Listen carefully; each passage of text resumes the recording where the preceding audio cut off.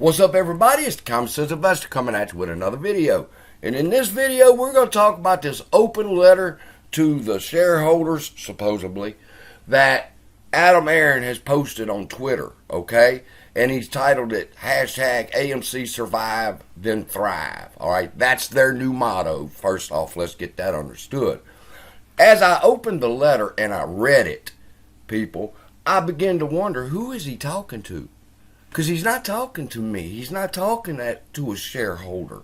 He keeps referencing, and I'm going to show you in just a moment, the phrase raise equity capital over and over and over again. And I'm thinking to myself, what's the purpose of this letter, Adam? I don't have the power to raise equity capital, okay? That power now rests in the judge's hands. And then that's when I thought about it, and I said, wait a minute.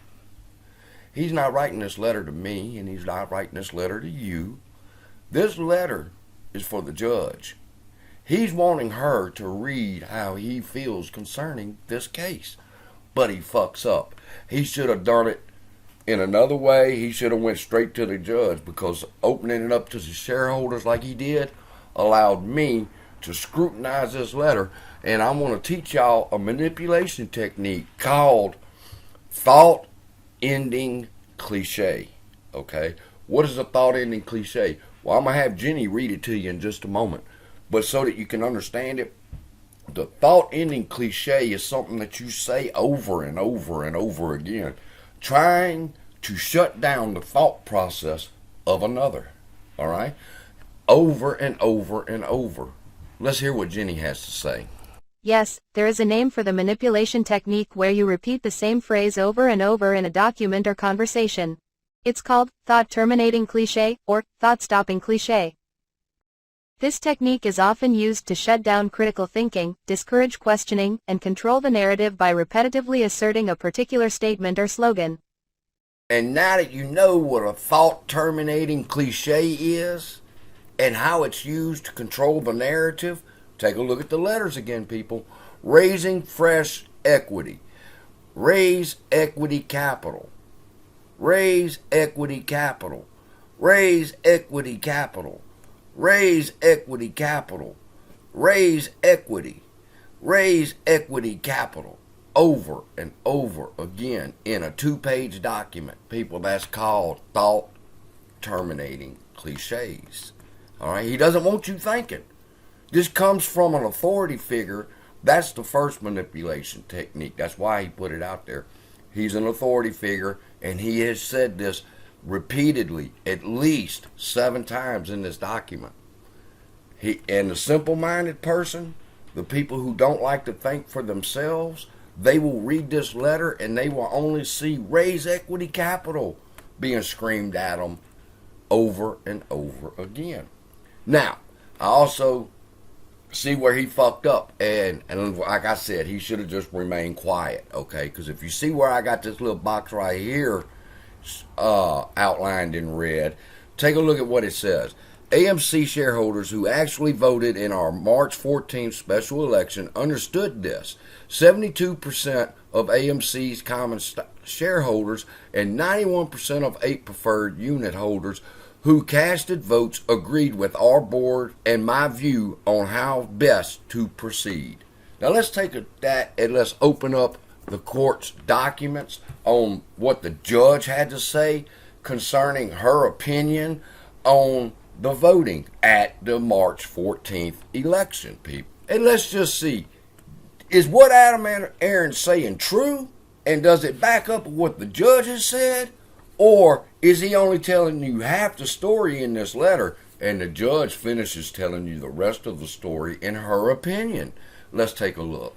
Before we look at the court's docket, let me remind everybody of something real quick. If you look over here on my final statement of objections, my first objection was misleading facts in the settlement filing. And I accused them, it's riddled with misleading facts. And they're attempting to convince the court that a majority of common stockholders and preferred stockholders voted in favor of these proposals, and it wasn't true. All right? And I go on to say that only 25% of AMC shareholders actually voted in favor of that proposal. Now, let's see what the court has to say. On page 20 of the PDF in Section D, litigation ensues, the vote goes forward, but the proposals and conversions are stayed. All right. She begins to explain, according to the facts, on February 20th, the plaintiffs filed suit. Allegheny County Employees Retirement System filed a verified class action, and then she goes on to give the rest of the facts. The plaintiffs claim the defendant's issuance of APE units diluted the common stock's voting rights and economic value. See, that's a claim. That's not a fact. She hasn't established her opinion on this yet.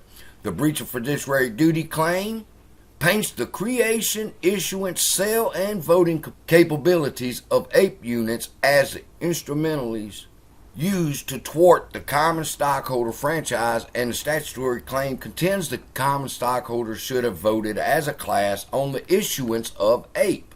That was the claim. Now she's going to get into what she believes, and she's the judge.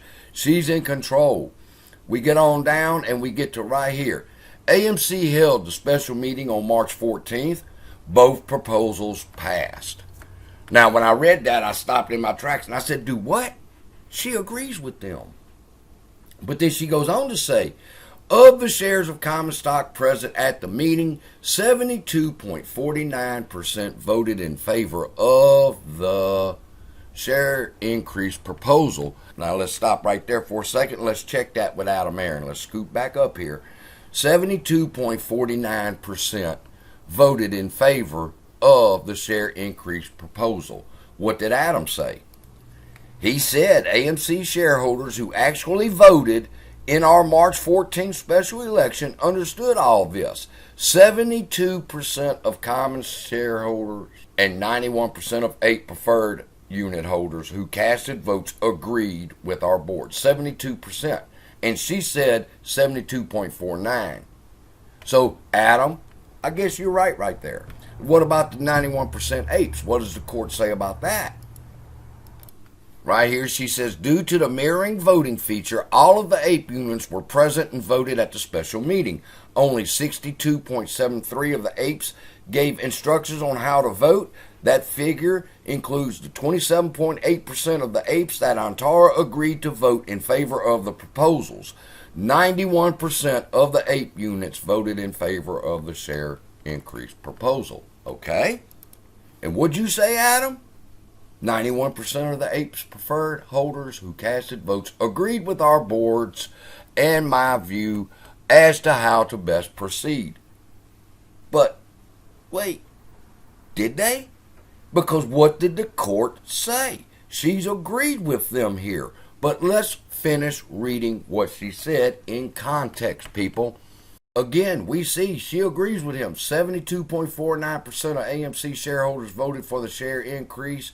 Down here, she says, due to the mirrored voting feature, 91% of the APE units voted in favor of the share increase proposal. All right? But now listen, let's finish reading. A majority of common shareholders and a majority of the APE unit holders did not give any voting instruction at all, let alone in favor of the proposals. The proposals passed only because the apes mirrored voting feature and Antara promised apes votes. AMC acknowledged that fact internally. So although she agrees with the numbers that he just told shareholders, she specifically states those numbers only exist because of the mirrored voting feature of the ape shares. What else does she say? Look in the footnote right here. The defendants continue to misrepresent the nature of the vote by including the uninstructed mirror votes in the total. Okay, let's say that again. The defendants, AMC, Aron, continue to misrepresent the nature of the vote by including the uninstructed mirrored votes in the total. In the litigation, the defendants have touted AMC's proposals to authorize additional shares of common stock and convert the apes into common stock were overwhelmingly supported by holders of both apes and common stock. On March 14, 2023, holders of AMC's stock, holders of common stock and apes voting resoundingly in favor of the charter proposals. And look what her last comment is down here. This is hardly overwhelmingly or resounding, because in the end, only 25% of AMC shareholders voted for that proposal. So, Adam can say what he wants in his little bitch-ass letter on Twitter. The judge is going to read that letter either Monday or if she has not already. And I think that Aron poked the bear here, all right, by, again, not addressing what she has already said, because his letter came out Sunday, her paperwork come out Friday. She said he's misrepresented the total numbers, and he's doing it again in a shareholder letter right now. That ought to be grounds for termination. Just saying.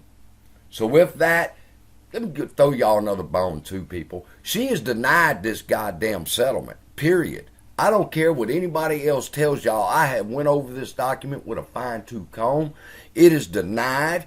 It is denied for several fucking reasons, not just one, that he's trying to convince people that if we could just get by and say that ape can sue us later, bullshit. We got other issues with this settlement that woman said that you better get fixed if we're going to end this and move on. So with that, love y'all. Be blessed. Getting ready to start over with the next video, and I'll see you then. Check out the ape gear.